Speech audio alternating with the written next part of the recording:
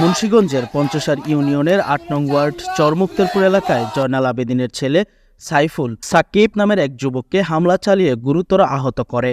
ঘটনাস্থলে গিয়ে জানা যায়, চরমুক্তারপুর মসজিদ কমিটির সভাপতি জয়নাল আবেদিনের নানা অনিয়মের বিরুদ্ধে মানববন্ধন ও বিক্ষোভ করে স্থানীয় এলাকাবাসী। তার অনিয়ম ও দুর্নীতির বিরুদ্ধে কথা বললেন সাকিব ও তার বাবা। সেই থেকে বিভিন্ন সময় হুমকি-ধমকি দিয়ে আসছিলেন তারা। মসজিদের সভাপতি, ওনার একটা হেরামালা ব্যক্তি, ওনার টাকা তুললা, ওনার 10 টাকা লাগা, আর মসজিদ 20 টাকা লাগা, আর বাড়ি। হ্যাঁ, এই দুর্নীতি করছে। এটা আমরা একটা মাঝখানে প্রতিবাদ করছিলাম, ঠিক আছে। ওই শত্রুতাটাই হ্যাঁ এই আমাদের ছেলেদের সাথে, আমাদের সাথে এই কাজটা করছে। 8ই সেপ্টেম্বর রবিবার 10টায় সাকিব বাড়িতে যাওয়ার পথে অতর্কিত হামলা চালায় বেশ কয়েকজন। এ সময় সাকিবকে ধারালো অস্ত্র দিয়ে গুরুতর আহত করা হয়।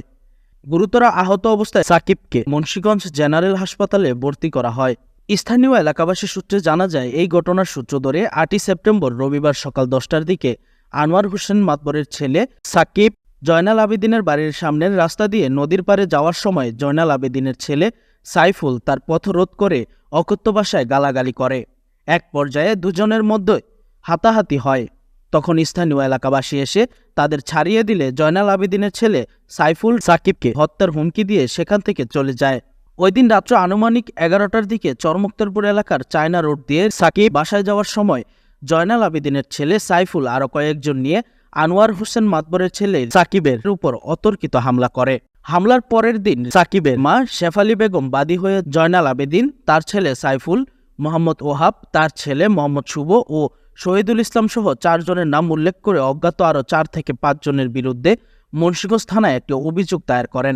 এ বিষয়ে স্থানীয়দের কাছে জানতে চাইলে প্রত্যক্ষদর্শীরা জানান, মাতৃসনের বাসার উপর দিয়ে আমার বাসা, তো ওখান দিয়ে আমরা নদীতে গোসল করতে যেতাম, তো উনি খালি অপারেশন দিত। তারপরও 6-7 মাস, প্রায় 6-7 মাস পরে আমি হেদিনকে যাওয়ানে, মানে 4 দিন আগে যাওয়ানে আমার অনেক মারধর করছে।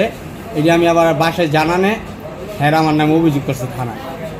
ওদিনকার রাত্রেই ওনার ছেলে শুনছে, মানে আমি নাকি ওনার বাবার সাথে খারাপ ব্যবহার করছি, সেই জন্য রাত্রে আমার সুইচ গিয়ার দিয়া ইচ্ছা মতনভাবে আহত করছে। মানে যা এমনি পারছে, চোখটা বুঝা খালি কোবাইছে, 152টা শিলি পড়ছে খালি পিড়ে হাতে।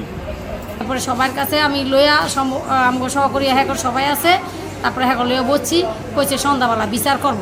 তারপরে সবাই কইছে ঠিক আছে, আমরা এই পরের দিন বিচার করবো, সমস্যা নাই, আপনার কোনো কিছু করতে যায়েন না। জিটি করতে আইছিলাম আমিও, পরে আমার করতে আইতে দেয় নাই। হ্যাঁ সবাই আমার আটকে রাখছে, যাও আমি বিচার করবো, ঠিক আছে। পরে যে আমি আর আই নাই, এরপর আলা রাতের 10:15 বাজে হ্যাঁ ছেলে প্লেন করে রাখছে 4 জনের লইয়া। ওরা ওই পাশে দাঁড়ায় রয়েছে, হুন্ডার চাবি থুইয়া এক দোকানে থুইয়া ওই গেছে, ওই ছেলেটা কয় সাকিব আইতাছে। তারপরে এই ওই খুঁড় দিয়া দিয়া সুইচ গিয়ার দিয়া এরকম করে পাশের থেকে কোবাইছে। রাত্রে আমরা ওই দোকানে 5-7 জন বই একটা করতেছি যে এটা কেমনে মিলমিশ করতে পারি। এর মধ্যে সাইফুল আর হারা বাপের ভিতরে মিটিং করছে বাসাত বইয়া, এই খবর পাইছি। দুইজনে দিছে, এই হুকুম দিছে যে ওরা যেন পাছানো পুষাবি। 2 পোলারে সামনে করে লইছে, লইয়া এই যে এখানে ওরা খাড়িয়ে রয়েছে, এই পজিশনে খাড়িয়েছে। ওই করছি সাকিব হেদিক চাইতে লইছিল, তাই 10:30টার দিকে ওদিক চাইতেছে। আওয়ার পরে এখানে দুই ওরে ইচ্ছা মতন পৌঁছাইছে। পৌঁছানোর পরে তো আমরা ওই দোকানে চা খাইতেছি, টিকটা হইন না, আমরা করছি ওখানতে করছি দৌড় দিছি আইনি।